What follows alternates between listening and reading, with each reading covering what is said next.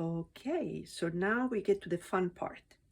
Now that you have traced your painting already on your paper and you have it ready, you're going to be attaching it to a board. And you're going to attach it all four sides completely. And you're going to make sure you put at least close to 1/2 inch on the paper and 1/2 inch on the board. That way it will stay put. I'm a little stingy here. I should have put the line a little farther.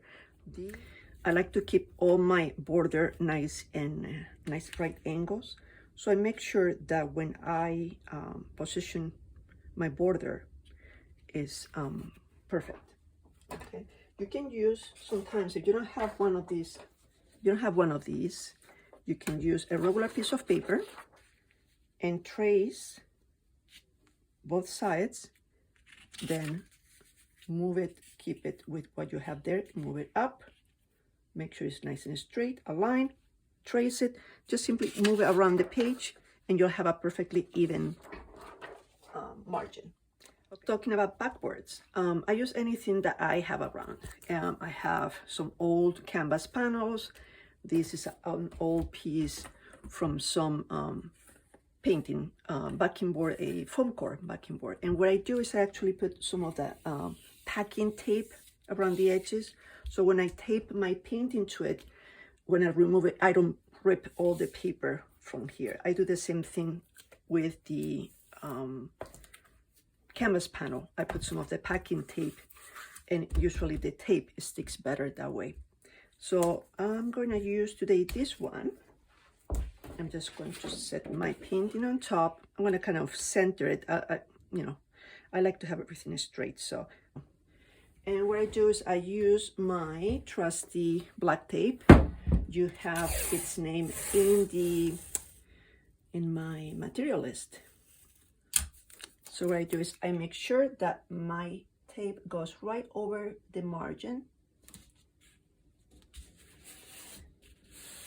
And I press nice and hard so it really sticks to the board and to the paper. Okay, then I go to the other side and I do the same. I try to cut the tape in one big long strip. Okay, I make sure that it's nice and flat and then press down. See, so you don't have a buckle on the sides. So I press down again hard several times. Put it back. Now I can do one of these. I see it's nice and flat, doesn't gap, so that's good. If you see you have a gap, take one of the sides off and try to smooth it out.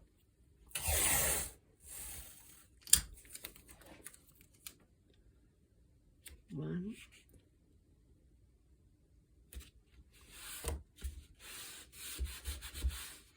In this size of painting, the tape is all I need.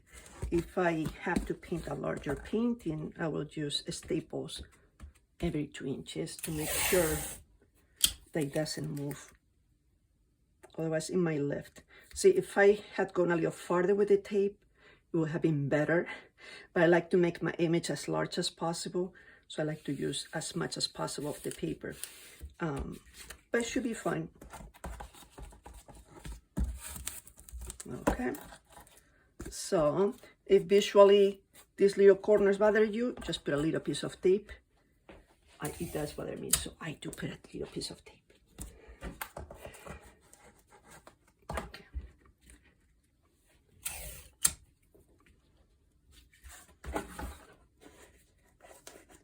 Okay, so now my painting is ready. I make sure again that it's nice and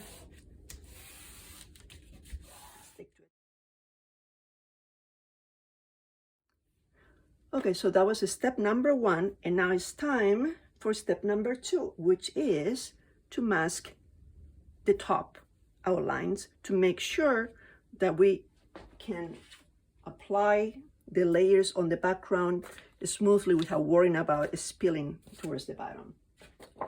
That's a print of the previous painting I made. I want to make sure I don't forget where those lines end. So I'm going to make sure that's what I want. Yes, it's here. This one, I forgot to draw it, so I'm gonna make a wavy line there, okay? If you want to make a straight line, it's fine with me. If you're not going to be painting the tablecloth, you're gonna make just a plain white surface with not, let's say that you don't want to paint this. You just want to have a white, you just want them to sit on a white surface or some wood. You could make this line and that line nice and straight, and it will be easy for you to put just some tape there, like this black tape there, to protect that section, okay? Otherwise, you're gonna have to use the masking fluid because it's a curve. Okay, so now, if you look at this other sample I have here, you see that I put tape towards the bottom to protect the bottom, but I did all the curves with the masking fluid. It's very hard to do with tape. I know other artists actually use tape and then use the X-Acto knife to cut. It just, I'm afraid I'm gonna cut into the paper, so I don't use it. To me, it's nerve-wracking to use the cutter, so I prefer to do it this way. To me, I think too, with the tape, you have to have a very steady hand to use the cutter and to cut exactly where you need to cut. And plus, to do it with the tape, you have to have kind of semi-transparent tape so you see where you're cutting. Otherwise, if I apply my black tape here, I don't know where to cut. So I'd rather use the masking fluid.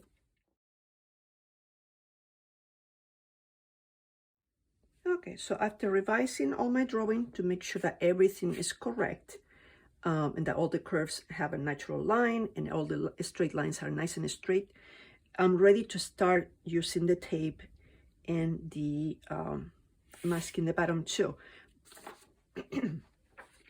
We are not going to put the masking fluid yet in all these areas. Those are the highlights. We'll do those later after we remove all the masking for the top area. That comes later on.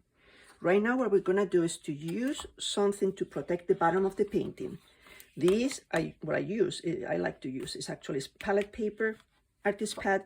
It's that kind of shiny palette paper that the oil and acrylic artists use instead of using the large palette. So that way it saves them time and cleanup time later at the end of the day. So that's where I use. I actually recycle them and I use them again and again. You only have to clean them with some wet paper towel at the end of the day, and you can take them off and use them again for another painting. But I'm gonna use a new one for this one. I need to see what do I need to protect? I need to paint over here, obviously, right? I need to paint over here too. So I want to make sure that my paper doesn't cover those areas. So what I'm going to do is to put the paper, take some of that off.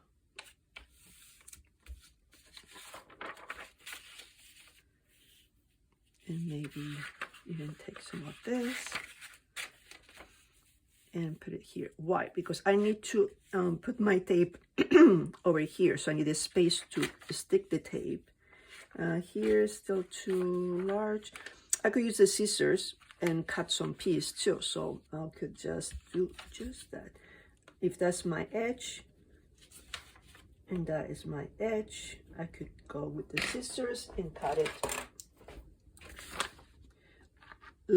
I could cut it shorter than that, so I have room for the tape to stick to the paper. So I'm cutting about 1/2 inch on the inside of the pencil line. See? So I have now room for the tape to stick to the paper. I'm cutting a little bit more here, and I can use this side, let's see. There. So I have room for some tape. Okay, good. This is good. I can cut this later or just fold it over. Okay, so now that I have a position, now we have a problem here too. What should we do with this? You can cover it like this, but then later when you try to match, you won't be able to paint over here. When you try to match the color with the rest, it's gonna be difficult. So you are better off too also trying to save yourself that problem. And I'm going to go down. I'm going to just remove all that section here, from here actually,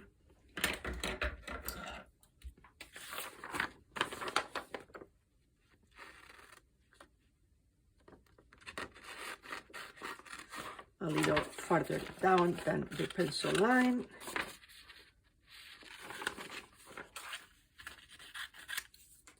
Let's see what we got here. Okay, so that gives me, okay, I can cut a little more here. The alternative is either to put a lot of tape, overlapping tape, but in my experience, my students have had some trouble sometimes when they overlap the tape.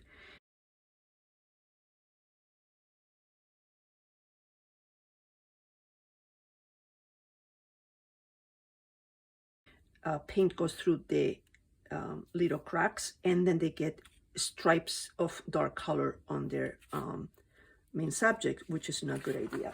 So that's why I like this idea of the paper, because that way I don't worry at all about the interior of these vases.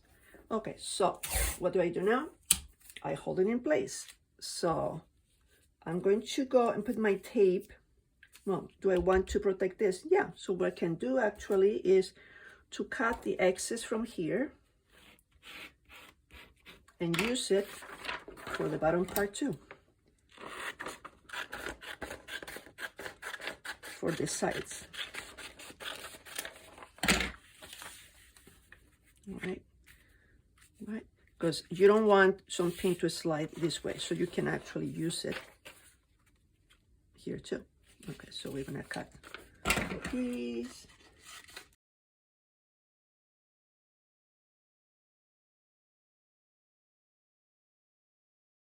Is this all necessary? I personally do it every time with all my paintings. I just don't want to risk the chance of spilling after all the hours I spent drawing. I don't want to risk having an accident and having to start all over again. So I have this tape. Okay, I'm gonna put it right there, and I'm leaving enough space for some masking fluid to go in that area. Here I'm going to go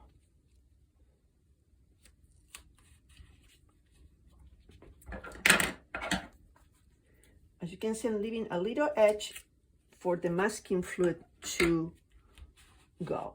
Why? Because it's very hard to do with the tape all these lines. If you try to cut the tape, like I say, you can try, but it's hard. Okay, so I rather do all the curves with the masking fluid. So I'm overlapping my tape,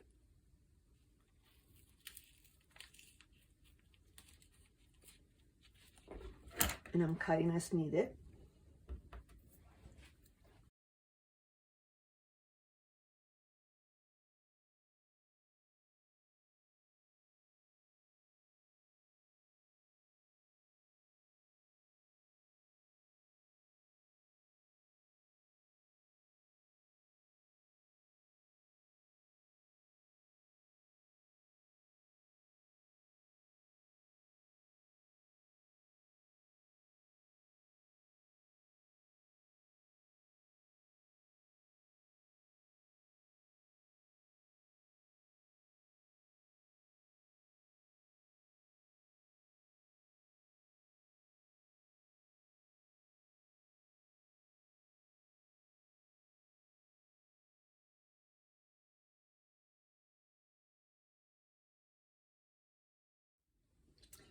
So now we are getting to a stage of applying the masking fluid.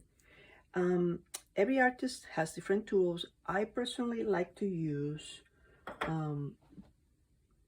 depending on the project, I like to use the Winsor & Newton, or I also like to use the drawing gun by Pebeo. Depending on the paper though, this might stain, it's the light blue color. So I don't recommend it to everybody, okay? In that case, it's safer to use Winsor & Newton. But I like how Pebeo it's very thin, so it goes very quick. It's just beautiful. It dries very quickly. It lifts very nicely. I love it, and it stays on paper for a long, long time without damaging the paper. So I really love it. but like I say, it's not adequate for all kind of papers. So to make it simple, we're gonna use this one now.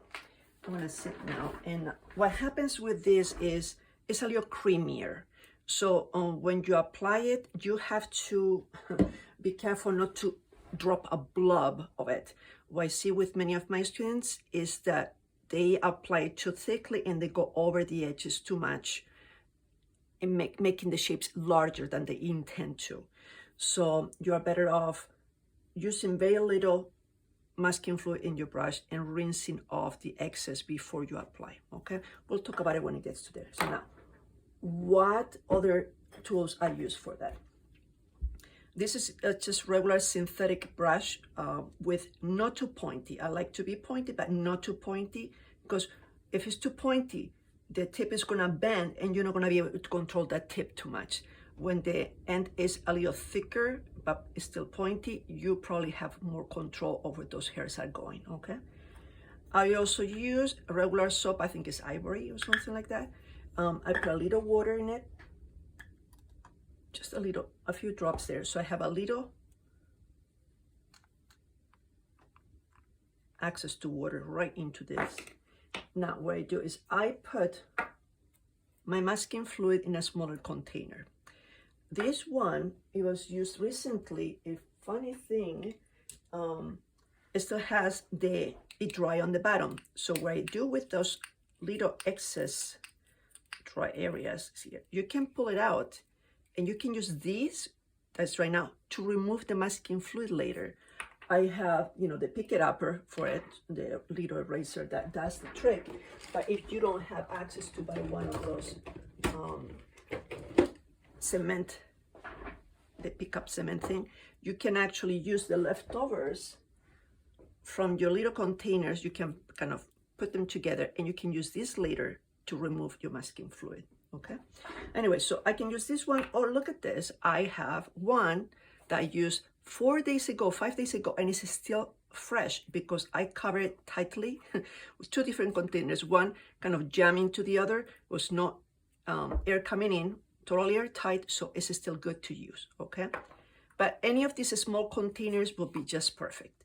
You don't want to leave your bottle open for too long because it congeals and you're gonna, in no time, you're gonna have a big blob of masking fluid instead of fluid, okay? So why don't I actually use this one, since I have it already here, and still very fluid, which is what I want. And what I want to do is to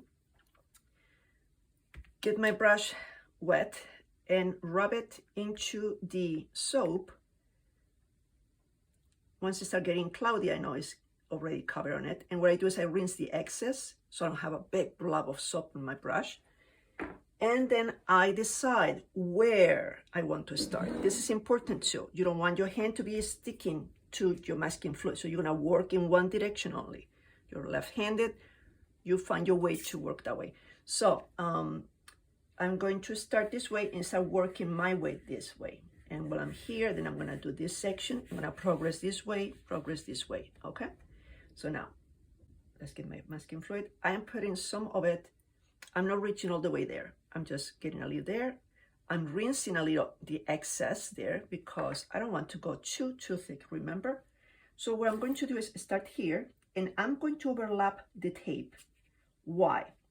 Because I want to make sure I seal that. If you haven't done that yet, just press down the tape on that edge to make sure, and all the edges, all the seams where they connect with each other, you have to press down to make sure there's no gaps where the paint might go, okay?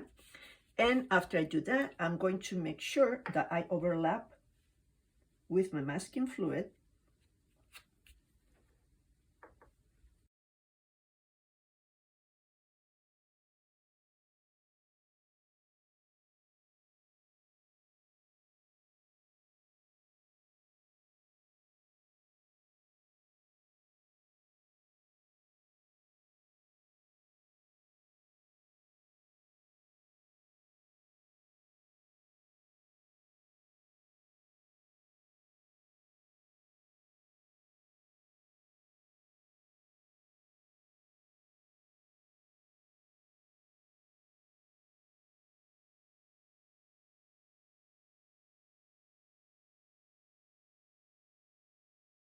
see how I go often for more?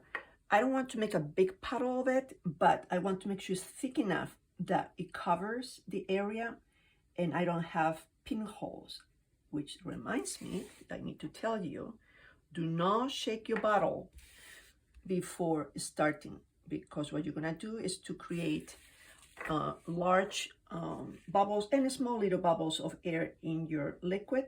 And when you apply here, all those little bubbles are gonna burst and make little pinholes where the pin can go in, and you're gonna have all these little black dark dots on those sections later, wherever the masking fluid was not touching the paper.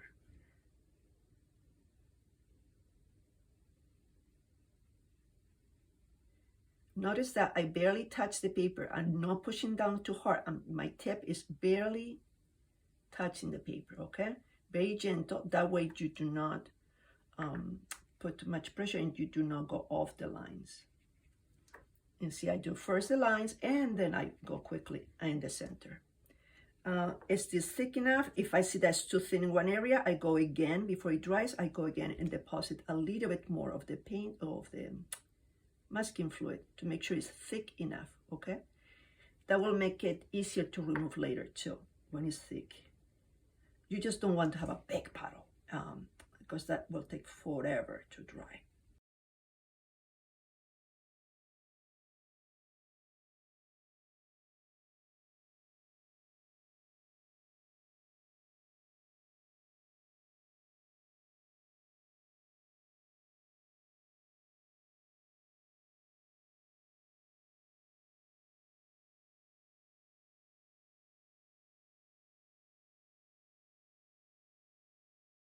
Okay, so now after a few, see, I already done all this area here, and my concern is that my brush might start getting gummy, so it's harder to move easy.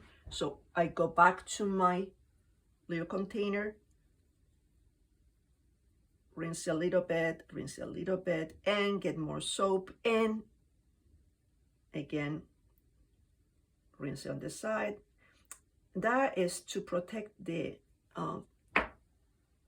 fibers from getting all clumped together, okay? So it's important that you cover it on some soap, or that you clean it with soap often to avoid it getting clumped.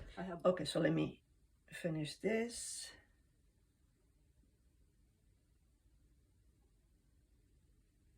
Okay, remember all those extra edges.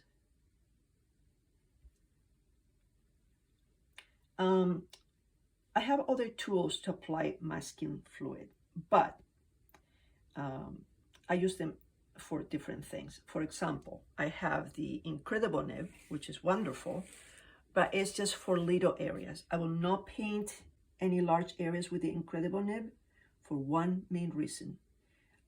You might be tempted to push too hard and you might scrape the paper as you go, and the masking fluid might go inside those fibers and you might not be able to remove the masking fluid later, or it's going to scratch the paper so much that later when you paint on that section, it's going to show that something happened to the paper.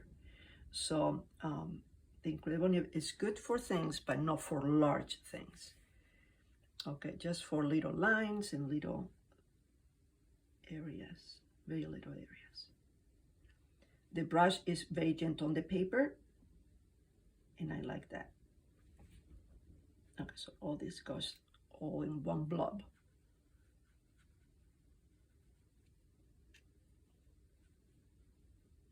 Remember what I mentioned before, what I actually mentioned before is all these is liquid, so it's gonna fix those pencil lines.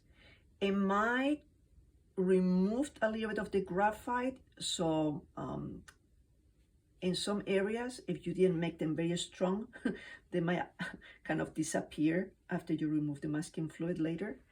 But in other areas, if it was in an area that is supposed to be very light color, very white, that pencil line is gonna show like crazy. So before you apply the masking fluid, you have to assess where that pencil line is. if you want it to be very dark or you want it to be light color, okay? So you can erase it lightly before you start using the masking fluid.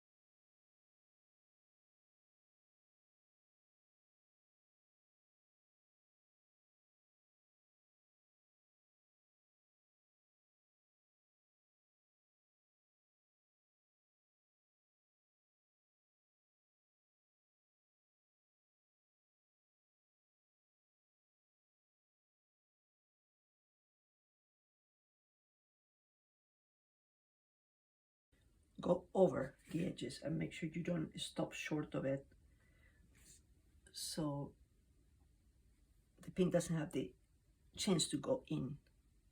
Okay, so I think we are set. Okay. Okay, I think so. All set. Let's now clean this. Same thing. I start here, the initial wash, and then I'm going to my sink and washing it properly with clean water and soap. Because if you must, you can actually just cover it in soap and just let it sit somewhere, and then when you have time, you get up and do it. But I like to do it right away. It has lasted me, I don't know, 7 or 8 years already.